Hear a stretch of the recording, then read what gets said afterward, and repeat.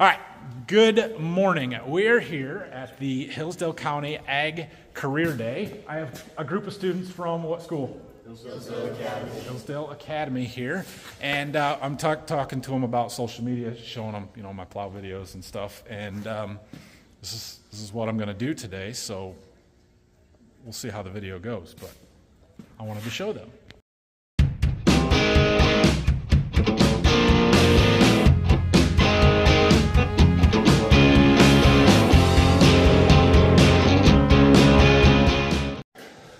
All right, well, that was an unusual opening, but essentially we are here doing this and going to be rotating through. I think there's 7 groups throughout the day.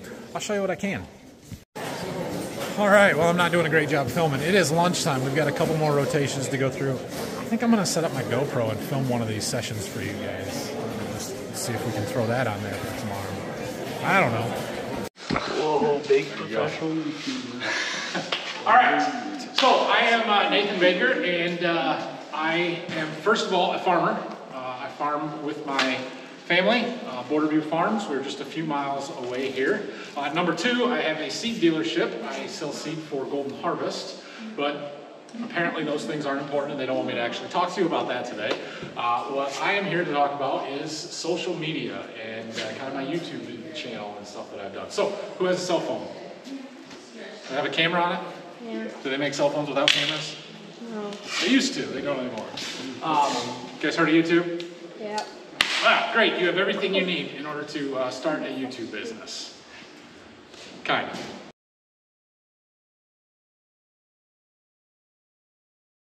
Minutes and different ways that we can all choose a path. And it's really humbling, and it's nice to know that people care.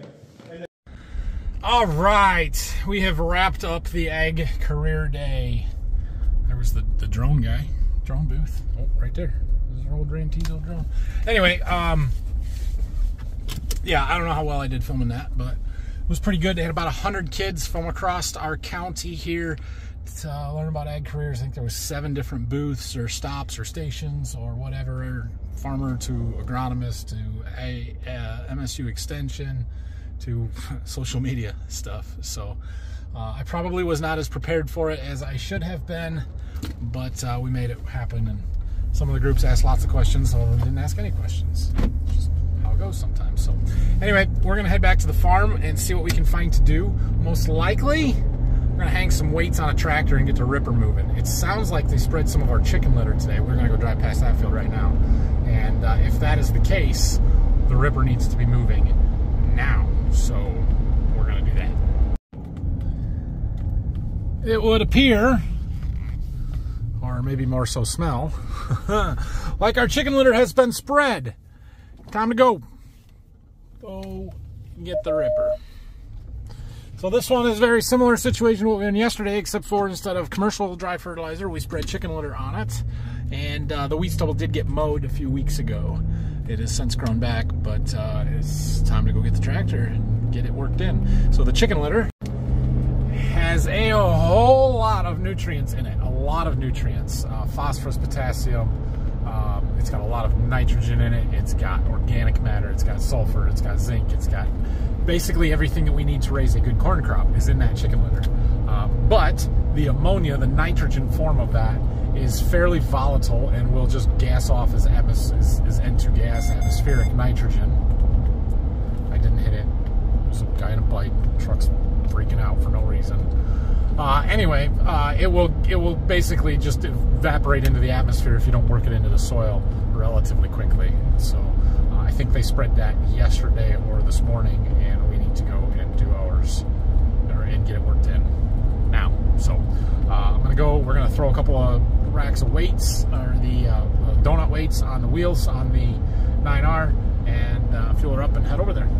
All right, so right here we've got a couple of sets of wheel weights, donut weights, that came off of that 9R. So there's 2 pairs of 2 there. Each one weighs 450 pounds, so 900 for the pair, so 1,800 for the tractor.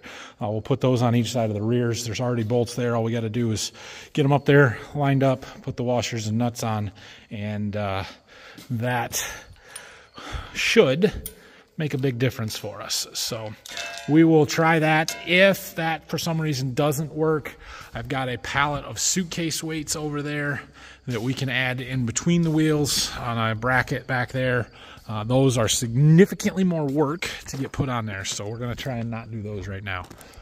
We need a forklift. Check the engine oil, plenty.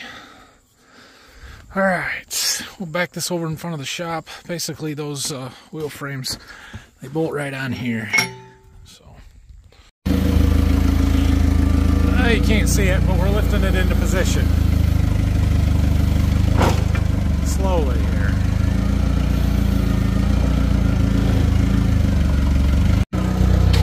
See how I did. We're just off. We might be able to nudge that around enough. Okay, I got all the nuts started. We'll hit them with the impact here.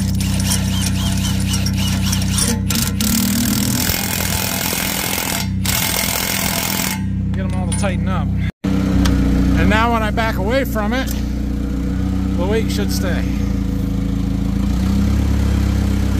Then we'll go do the other one, then we'll tighten them up again, but they're not too hard to get on there. They hang pretty quick. All right, well that works out pretty well. I'll hit them again with the impact. There is no way to hold the head of the bolt on the inside here. So sometimes it's a little difficult to get these to tighten up.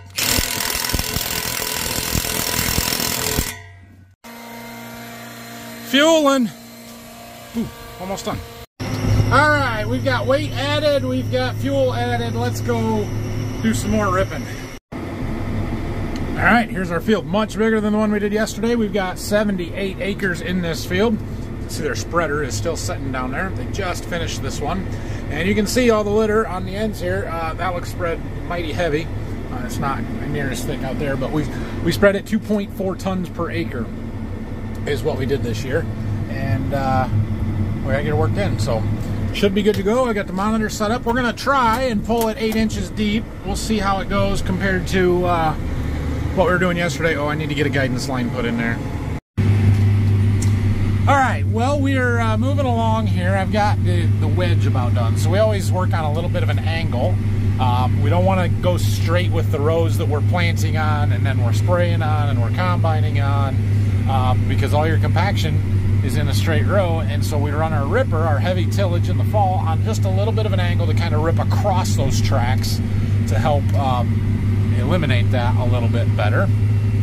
And so then you end up with a pie shape on the edge of the field. So I'm kind of working that. We've got one more round to make over there along the corn that's just a little bit, little partial pass there. And then we'll have that done and we'll keep working our way the other way. We are having tractor issues again today. That same code that was coming up yesterday about the exhaust pressure sensor or something or other came up. I disabled the filter cleaning. It is allowing me to work. However, it has warned me that it's getting clogged and that it's going to need to regen and you should just turn it on. But if I do that, it's going to derate. We're going to go for a while yet. We may have to stop and do a part regen or try and do a part regen, see if that works, which might let us keep going, but it will take a half hour to 45 minutes to complete, where we just sit here and do nothing, and it's dumb. So for the most part, the tractor is working better. We're running much less slip, under 10% most of the time. Of course, we're going downhill right now. This field seems to be a lot more variable as far as how hard it is. When we get on the hilltops and some of the higher ground, it pulls pretty easy. And then we come down here where it's bottom ground that floods, and all of a sudden she starts pulling really hard. And our slip goes way up. But it doesn't last very long, and then it kind of starts pulling better again. So this tool is long enough, and when you kind of teeter over the top of a hill or go through the bottom of a valley, it can make the shanks run a little deeper or shallower and stuff based on the kind of rocking over the wheels there and how that is compared to the tractor. So sometimes it digs in a little deep and makes it pull pretty hard, but I like the job we're doing, and I like the fact that the tractor is for the most part, working quite a bit better than it did yesterday as far as the slip goes and everything. So that is good. Our weight made a difference. So, I had a guy call me or text me. He wants to come pick up a bag of wheat that I have in the seed warehouse there. So he's going to do that here in about 45 minutes. I was trying to figure out how do I get back there because I don't really want to drive the tractor back. So Dad and Phil are both at Berkey today working on stuff down there. Dad's doing the tile project. Phil's getting stuff ready for harvest.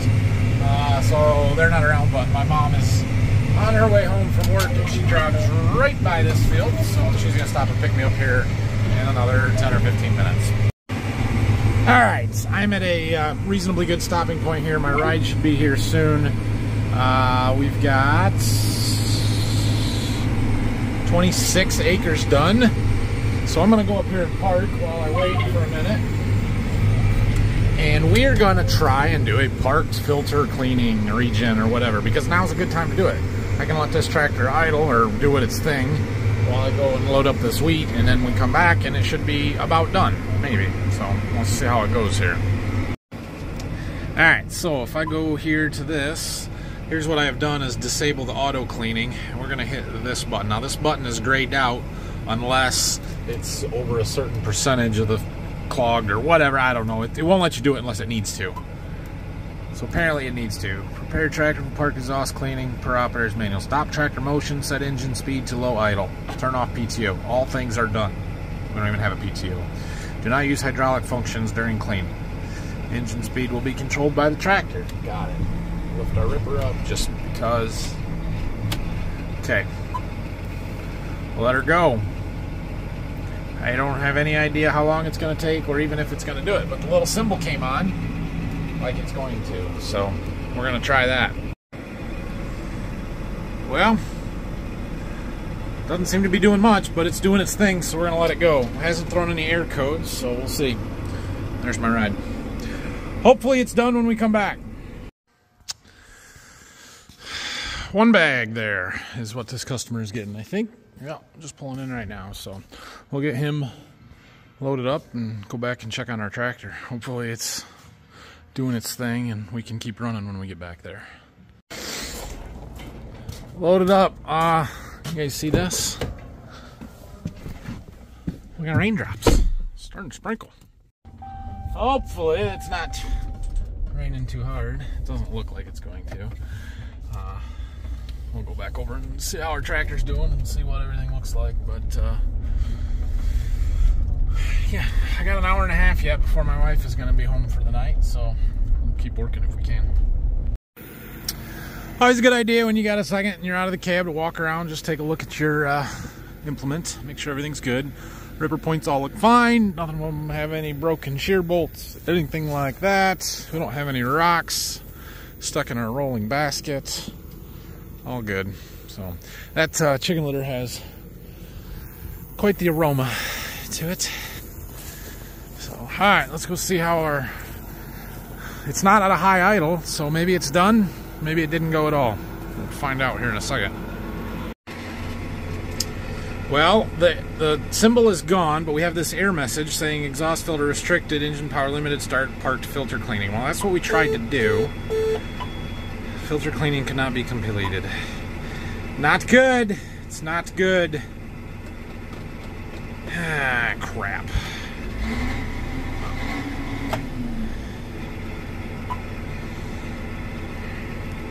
I don't really want to do this now, but I don't know if I have a lot of choice. Let's see what happens. Let me play with it for a little bit. Oh, it's doing something. More than it was before. Revved her up. Well, that seems like progress. I'm not sure. Well, I'm catching up on my YouTube videos and just kind of chilling here. It's probably been at least about a half an hour since we got back. It's making progress. I'm going to be quite upset if this gets all the way to the end and then throws an error code and says it can't complete it. But it looks promising for right now. Aha! Success! Sweet! Well, let's keep her moving here for a little bit. Oh, install it. Cool. Back in the seat and it's running and all is good. Tractor is running really well right now. Yeah, so we still have to figure out why it's throwing that code when it needs to do a regen. So it will do it automatically. You don't have to stop and do a parked regen. But at least I know that we can do that and keep the tractor moving. So it should only need to regen once every 25 hours or so of actual operation. So every couple of days. So it's not the end of the world. We can keep moving, but it's not the most fun thing to have to worry about that. So I need to talk to the dealer. I sent him a picture of the air code today, and they're supposed to come out on Thursday to work on the combine, so we'll talk about it then probably. We don't have a lot of ripping that needs done right now. In fact, it's just the rest of this field and then the little bit of the field at home where we tiled earlier this summer. That's all that's ready right now. We'll have to wait until after bean harvest before we can do any more, or at least until they're done tiling down to Berkey, and we can go down there and do weed stubble. So hopefully we can get this figured out before we head down there so that we're not so far from the dealership, because the dealership is the opposite direction. Alright, so we are on what I'm going to make the last pass for the day. Covered quite a bit of ground. How far did we get here? 38 and a half, close to 40 acres. So slightly over half of the field, or right at half, I guess, which is good. But it's about 7:30, and my wife and kids are going to be home soon, so I'm going to go home as well. And had we not had to sit for 45 minutes to wait for a exhaust filter cleaning, parked regen, we would have gotten another 7-8 acres done anyway, but that's okay. So we'll get back over here when we can get back over here. I do not know when that will be. Not likely tomorrow. All right, yeah, 39.25 acres. That's half of 78. So decent day for starting at, when we start, 3 o'clock this afternoon, 2:30. So yeah. Now, tomorrow, my dad, Brock, and I are heading down to Longdon, Ohio to the Farm Science Review. So you're watching this at 8 o'clock in the morning because you do it as soon as it comes out, right? And if you were heading to the show, we will be there. Look for us, say hi. We have a whole long shopping list of things that we need to look at and buy. It's going to be a very long, busy day, and I'm sure we're going to run into some people that I'm going to want to talk to as well. But yeah, if you happen to see us around there, say hi. I gave away most all of my Border View Farm stickers that I had today at the career day, so I can't give you a sticker, or at least not very many of you, but I can shake your hand. It's about the best I can do. So anyway, I think that's it for today. Have a great rest of your night. We're going to have a good day tomorrow. I'm going to do my absolute best to make a farm show video, which sometimes are good, sometimes are not. Just depends on if anybody's willing to talk to me and how awkward it is to film in front of people. But that's kind of how those go sometimes. So, yeah, have a great night, and we'll see you guys in the morning. Make sure you hit that like and subscribe button for me, and thanks for watching. See ya. Okay, so let's start at the beginning on what I do, how I got there, right? So I went to Waldron, I graduated and went up to Michigan State. I have a degree in ag business management. I started working for Golden Harvest as a sales rep for them for a couple of years, and then had the opportunity to come home and join our family farming operation. So I took that, and then my role has kind of expanded ever since within the farm there. Somewhere around 2010-11, I started a Facebook page. Kind of the first jump into social media for the farm. This is it in a weird format on my iPad, apparently. But just kind of posting little short clips of, you know, the tractors working into the combine, or, you know, pictures of the stuff like that. Nothing real exciting. It didn't blow up and do real well, but I got, I don't know, 1,500 followers or something clear back then, which was pretty good. Kind of the idea behind starting the Facebook page, and it's continued on right through the YouTube channel, is I want to help show people what we do on a modern commercial farm every day, right? So there's a lot of sometimes negative headlines on agriculture, things like GMOs or glyphosate or whatever else that people just kind of have a negative connotation of agriculture. And the way we kind of combat that is to show them what we do and why what they may be hearing in the news or in the media isn't actually the way things work on our farms. And so I started YouTube or the Facebook page to kind of help do that, and then I thought, well, I can do this on YouTube, so I started posting some YouTube videos.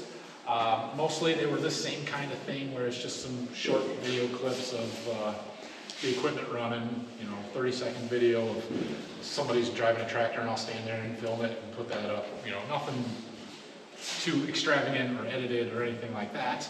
And then in 2015, I had gotten a drone, not that drone, but a similar drone. And one of those towns just south here in Ohio has a plow day every summer. You guys know what a plow day is? Yeah. So a plow day is essentially where a bunch of mostly old retired farmers bring their antique tractors and their little plows and they come work up the field just for the fun of it, more or less. Well, in this particular year, we have a neighbor that has a Big Bud tractor. Who's heard of Big Buds? Anybody? Okay. So Big Buds are these giant four-wheel drive tractors that kind of have a cult following. And there was going to be one there. So I thought, hey, this is cool. I'll go film it. And then they had a 21 bottom plow, which most of the plows guys use are like 2 or 3 or maybe 4 bottom plows. So 21 is huge. In fact, it's the largest plow in the world. And it was at this plow day. So I took my drone and we went and took a video.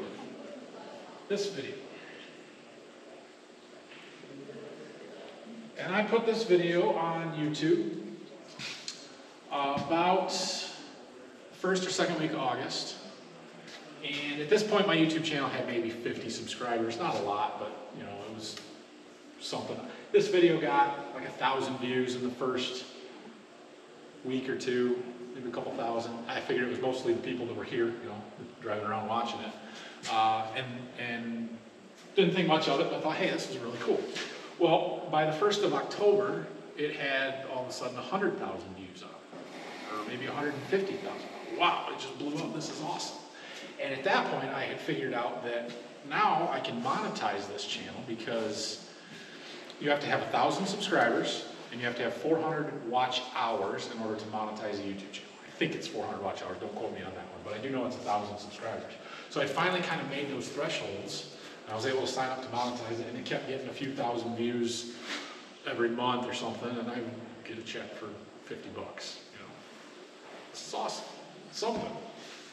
Well, kept going, got up to a couple 100,000 views, and then somewhere between Christmas and New Year's that year, it just blew up. I thought it blew up before. It went from 200,000 or 300,000 views at that point to 4 million almost overnight, which then instead of $50 a month, all of a sudden it's $1,500 a month. I'm like, whoa, now there's actually something here. So I have spent the last, 8 years trying to replicate that. I have not done it yet. This is still the most popular video I have. Right now it's sitting at about 5.6 million views on it. But what I have done is kind of transition into a different style of YouTube video. So instead of just long unedited clips like this or short clips of the equipment and stuff, I make a daily vlog style video. Basically do everything right here on my cell phone. I pull up my camera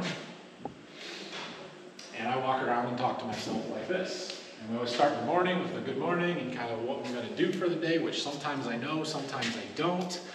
And then wherever my day takes me, I film it and I put it on the internet for people to watch. And for some reason, people watch it. So, this is my YouTube channel, Motorview Farms.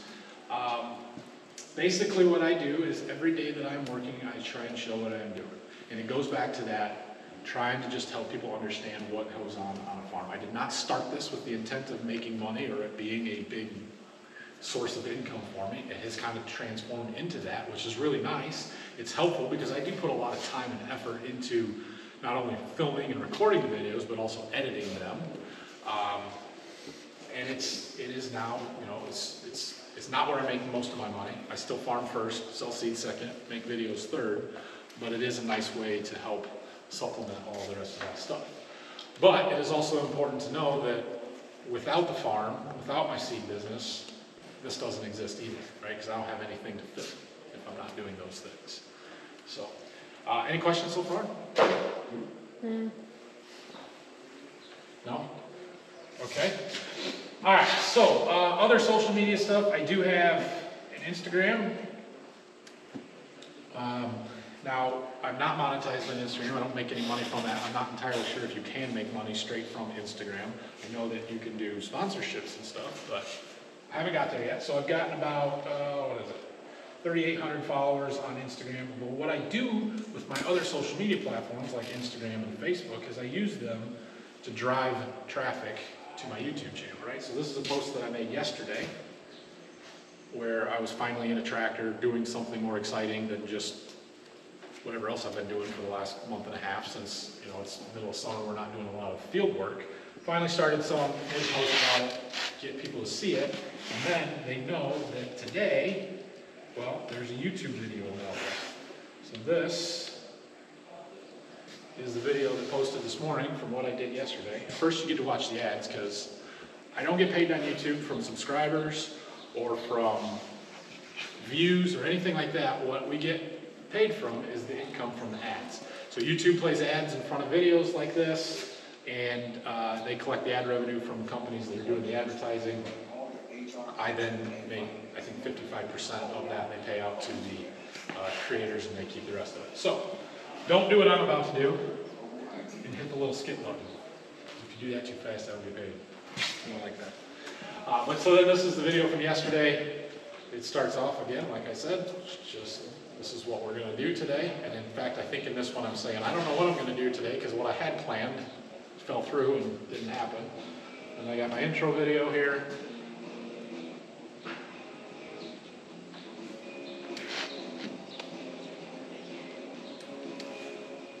And we go back into the video. And this one got a little long on me, but once we get halfway through it, it's kind of what I posted on Instagram yesterday in the video. So, somebody asked me earlier how long. Typically, I like to make my videos between 15 and 20 minutes. That doesn't happen very often. Typically, they're a little bit longer than that. This one got to be 35 minutes. That's too much. Occasionally, they're only 10 to 12. I like to keep them over 8 because 8 is the magical number that YouTube uses to play mid-roll ads. So if you're watching a video and all of a sudden it breaks into an ad, that has to be at least an 8-minute video for that to happen. So, all right, so we've established that YouTube pays me a little bit. That's pretty nice. But there are other ways to kind of monetize the following that I have and turn the subscribers and the people that watch my videos, my fans, if you will, which is, I don't like that anyway, but into an income stream. And so one of those things, I have a website here that we've looked at a little bit, and up here on the top of it, there is a shop button. You can hit that shop button, and it will take you to Farm Focused. So I started having people asking me about, you know, hey, where can I get a Border View Farms hat? Can I get a shirt? Can you send me this or whatever? Well, I had no idea how to do that to start with. So do I go to my local print shop and have them print up a batch of t-shirts and hats, and then I have to figure out how to take orders, to get paid, to do shipments and all of those kind of things, manage inventory, things that I want nothing to do with because I don't have the time for that. Or what I did was reach out to Farm Focused, and they have a storefront with all of the different options for merchandise that you can buy, Border View Farms, hats, shirts, quarters of the brands that a lot of the ag social media people use, whether it's YouTube channels or Instagram accounts or whatever it may be. There's a whole list of them here. Some of them you'll probably be fairly familiar with. Millennial Farmer, Larson Farms, they're big ag YouTubers out in Minnesota.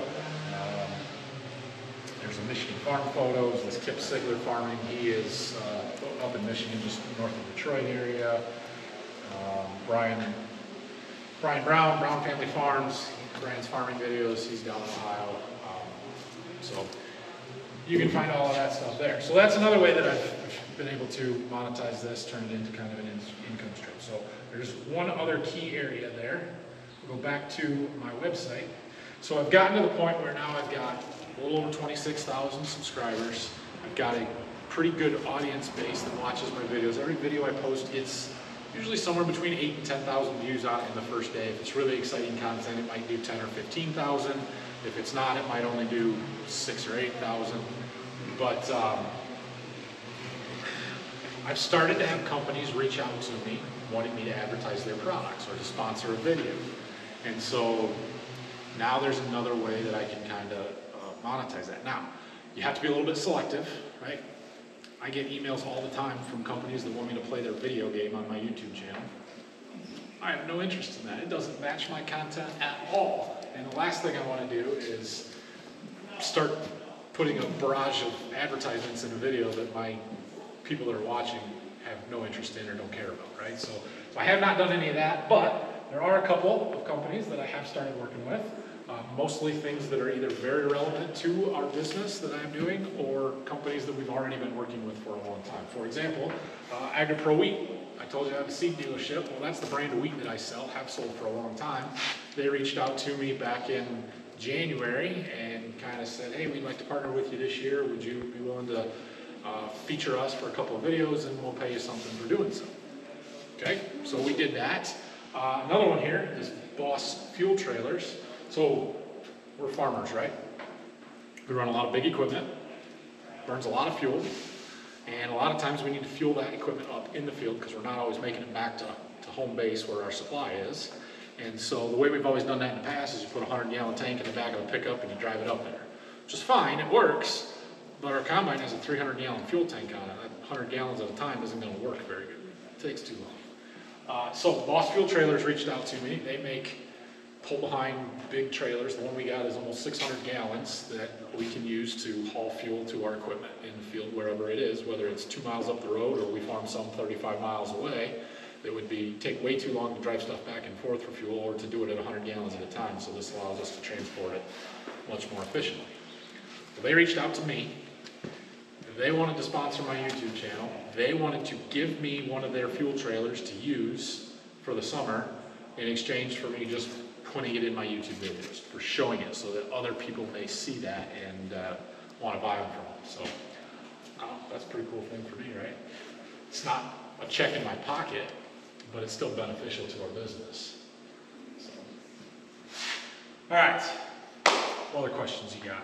What questions? You haven't asked any yet. Is this exciting? Is this something you guys want to do? Don't want to have a real job, just want to make YouTube videos, be on Instagram? Yeah?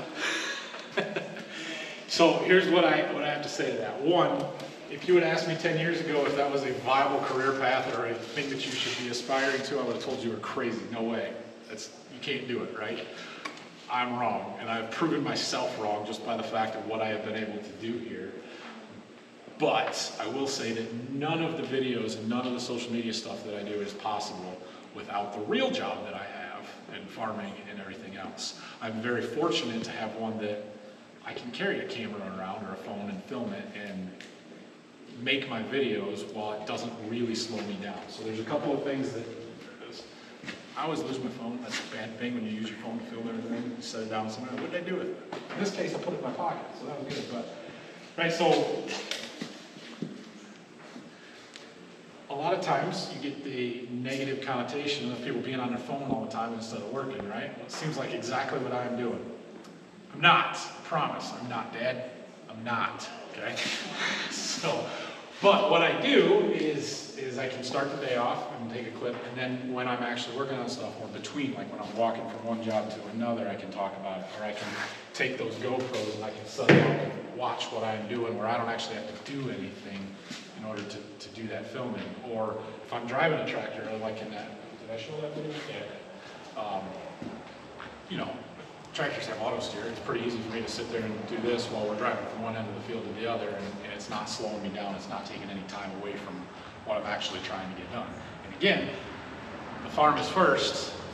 That has to be the priority. We have to get that done in order to be productive. What else do I want to touch on? Oh yeah, editing stuff, right? So I make a video basically every single day that I'm working. Well, that's a lot. That's a lot of content. It's a lot to sort through. And so the only way that I've been able to make this work is by, one, filming 95% of everything I do is done on my phone. Right? I do have the GoPros. I have this drone that I use. The problem with those is that the video is not here. And I'm editing on my phone. And so I have to then get those clips brought into here so that I can assemble them and edit them and put it into the final product that I then upload to YouTube. So it slows me down a lot when I do that. That video is going to be a pain because now I have to transfer it and go through it, and I have to watch a 15-minute long video that I'm not just going to put the whole clip in there, so we've got to edit through it a little bit and figure that out. When I can do it all right here, it's all much faster. I always tell people it takes me about 10 minutes longer than the video is to edit it. Essentially, I have to select all the clips, I have to watch it, because occasionally one will get filmed upside down, I'll have to rotate it, or I'll forget to hit the stop button on the recording when I stick my phone back in my pocket, and then I got a 20-minute clip of the inside of my pocket. That doesn't, nobody wants to watch that either, right? So, yeah, I streamlined it and kept it pretty simple in order to put these out efficiently.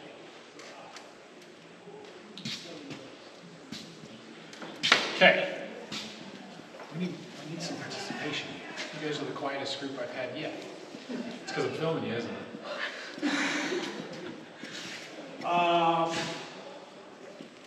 What else? I've gone through my spiel here, so I can show you some of the, let's see, go back to Facebook. So sometimes I like to make these shorter clips, especially when I use the GoPros and stuff. I can make some pretty cool montage videos of equipment. Can I make that bigger? How do I make that bigger? Like that? Does that work? No.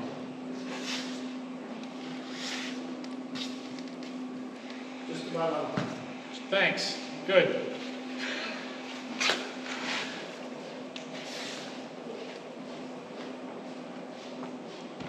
And again, I'm doing this stuff on Facebook and Instagram, so a lot of times, this video is part of a bigger YouTube video, but I'll pull out the clips like that that might do well on their own. I have gotten lucky, I guess, a couple of times on Instagram. So I made an Instagram reel. Let me see if I can find it real fast. Back in February, I went to the National Farm Machinery Show, a big farm show down in Louisville, Kentucky, and we had the little pedal pulls. You guys ever seen the little pedal pull tractors the kids do? Yeah.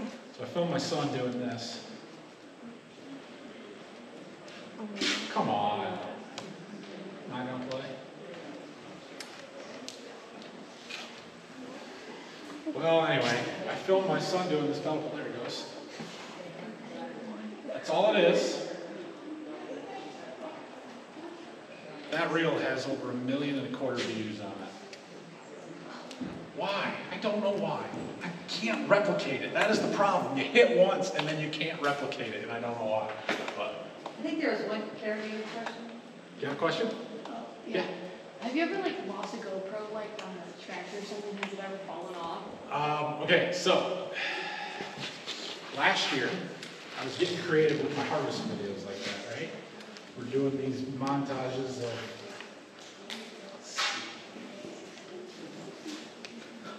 I don't know if it's this one or not, but yes, I have. So I had put the camera all over different places on the combine, trying to get all these different angles to make that kind of video. And I don't think this is the right one. I put it on the front of the corn head, right on the snout. And I had done this earlier in the day, but I forgot to push the record button. So I got out to go do it again. And then when I got to the end of the field, my camera was gone. I'm like, oh no, that's not good. And so I went back to go look for it, because if it's on, I can connect to my phone and I can at least tell me that I'm close enough to connect to. So I went back, Yeah, it turns out it fell off and went through the combine, and they do not survive that. So I found shredded bits and pieces laying all over the field. Unfortunately, I lost the SD card. That's the big bummer. But I had transferred all of the previous videos off, so I lost that clip, so I didn't get the actual video going through until I died. But yeah, so I have lost one. GoPro has a good warranty thing though. If you destroy one of their cameras and you have it, they'll replace it for like $100. So it's not so bad. Thanks.